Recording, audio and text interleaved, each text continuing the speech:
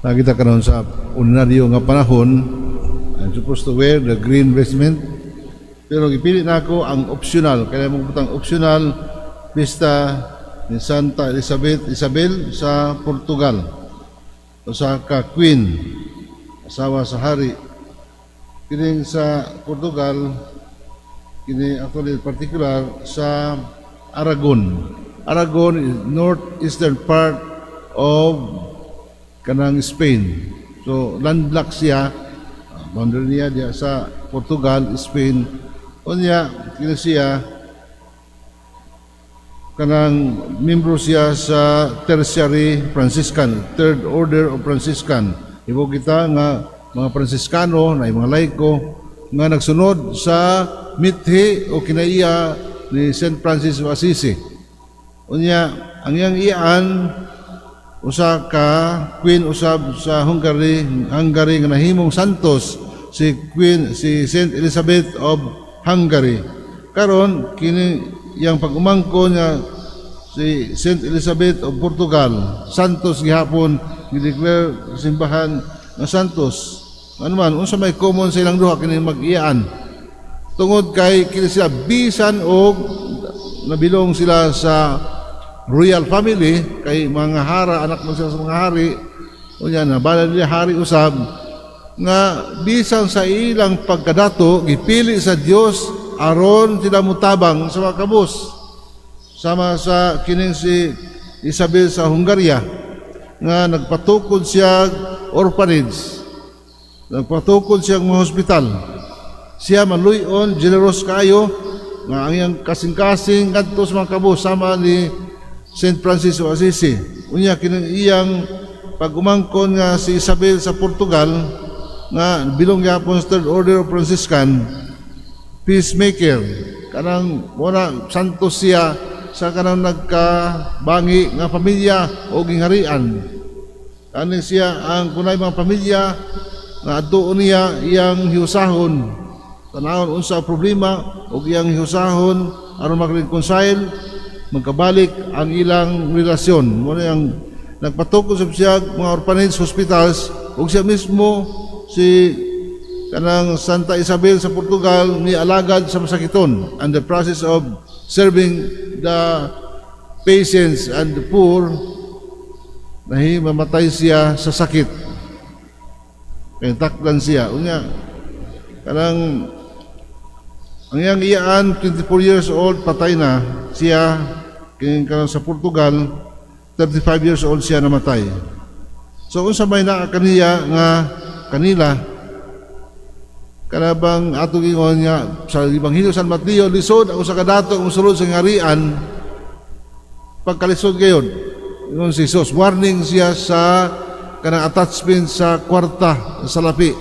Pero dunay mga dato sama ni Santa Isabel sa Hungary o sa Portugal nga nahimong balaan. Kay dato sila sa kasing-kasing nga very generous, nga ang ilang kasing-kasing ngadto sa paglantaw sa mga kabus pagtabang kanila. Ikatulo nga pwede na mahimong santos ang dato, si King Louis IX of France, the only king of France nga nahimong santos. Doon kay ang iyang kasing-kasing influence, under the influence of St. Francis of Assisi, iyang model si St. Francis, nga ang iyang kasing-kasing ngadto sa mga kabos. Napakaon siya every month sa ngadto sa mga kabos, like buhat sa ni Pope Francis karon nga matagbuan doon sa audience mga kabos sa Roma, ay iyang tigo mo ang mukaon dito sa kanang palasyo. So, sa ato pa, kamong mga dato diha, di layo ang gingharian sa Dios. Kung kamo magpaambit sa iyong katakos, magpaambit sa iyong mga grasya. Kay kang San Lucas, ang kaingpitan sa katao diha sa pagkamanggihatagon. Ngun siya, be generous as your Father in heaven is generous. Muni ang hulagway sa mga santos nga nabilong sa mga dato, apanahimong balaan o anang nahimo dilo unsa ang pagsunod sa kingharian. Busa kining mga tawhana like Saint Isabel of Portugal, peacemaker o patron sa mga hospital, sa mga nurses o sa sangpiton sila diha sa atong pagkamasakiton.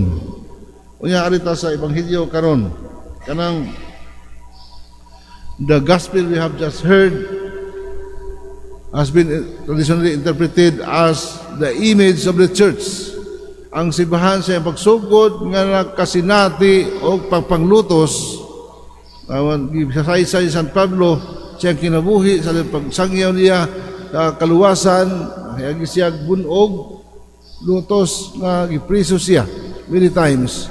Niagi siya kagutom, niagi siya mga katalagman, ingon siya, but who can separate me from the grace of the Lord, from the love of God? So mo na siya. Unya, kini ang simbahan nga gitus up sa mga problema, gitus up sa kamatayon, sa pagsugod nini. Mo ni ang ulagway simbahan kanedto nga gitukod ni Kristo apan nakasinati sa mga pagpanglutos problema. Apan nagrimong bangka nakalawig gihapon bisag unsa kadagko sa mga balod. Ang simbahan nakalawig gihapon bisag unsa nga persecution sa pila ka emperor sa Roma nga nagluto simbahan. And sa such time nga si Emperor Constantine mo'y naghari sa Roma sa empire na mahimo niyang Christianity as state religion of the empire. Diya na magmalinawon.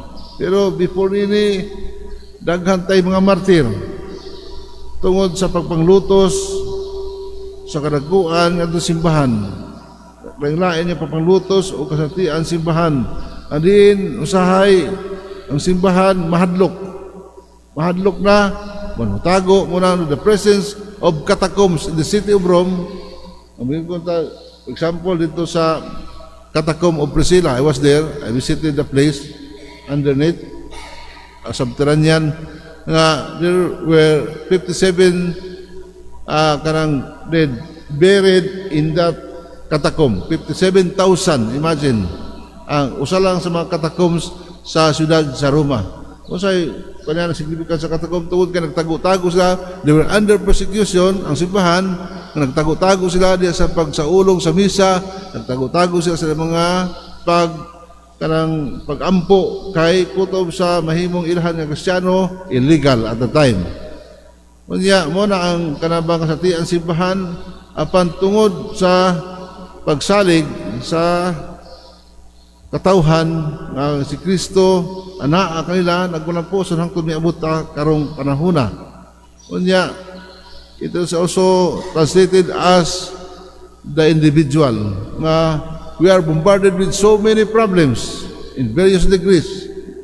Kasi klase nga mga problema kita bunyagan nagtuo kita ang Kristo. Unya pero yung wa ko mosimba dili ko mga hiagom nini mga pagsulay. Imbes nag-alagad ako simbahan ano man nga daghan may mga akong mga sakit. Usahay mo na ato mga reklamo.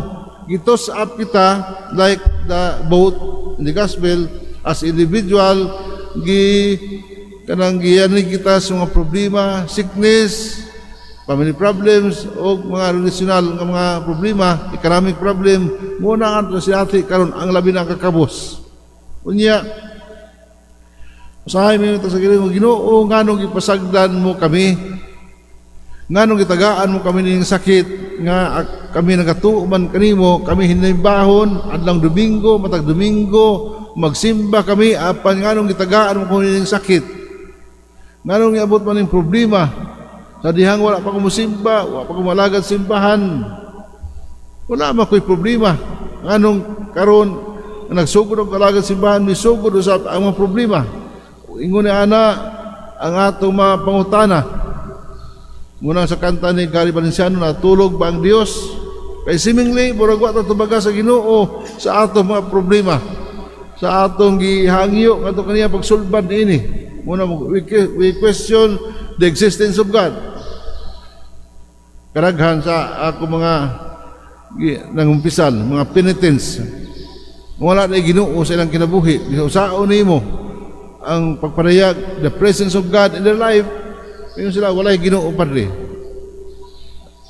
Yung kunoon, kaya di man makonvince yan, stay with your feeling. Kung mo na, ayaw pagsimba. Itong buhata, ngayon mong gituuhan.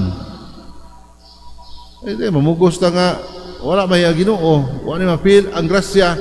The kinabuhi itself is a blessing, and the significance of the presence of God in our life. Ang kinabuhi mismo. Unya anong kung kay Ginoo, ano nag-eskwela pa man ka? Para unsa man ang pag-eskwela nimo? Unsa may pangandoy nimo? Wala ko'y pangandoy. Nawatang pugo sa amo nato mga pilosopong mga tao. Siguro makasabot kita nga too much problem nga ilang gipas-an nga bisag usaon nimo pag-convince di sila tuhop sa ilang kasing-kasing. Muna, usahay ang pangutanan sa itong kinabuhi nga pagkadagay problema, Kristiyano man ko, nagatuwa ko sa Diyos. Pero remember, sa Ebanghelyo, ang atong kahadlok signifies nga wala tay pagtuo sa Diyos. Kang Ginoo na uban ka nato, sukad pa kaniadto. Nahimo kitang anak sa Diyos, o si Kristo naging uban ka nato ang atong suon, apan sa dayang kita kanang gitus-up sa mga problema, ambot-sabot nga buhi kita. Matod pa sa pari, kung na kay problema, nagpasabot nga buhi ka, kay ang patay walay problema.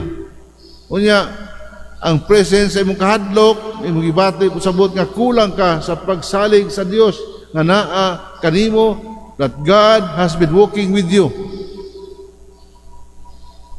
Sukad pa kaniadto, hagit ka nato. Kay walay tao, walay problema.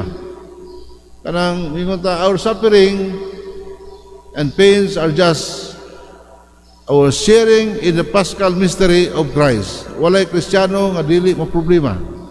Walay Kristiyano nga dili muagi og sakit o mga kasakit sa kinabuhi, kay mo nang atong pag-ambit sa pagpasakit ni Kristo alang sa kaluwasan sa katawhan kita nga iyang giluwas.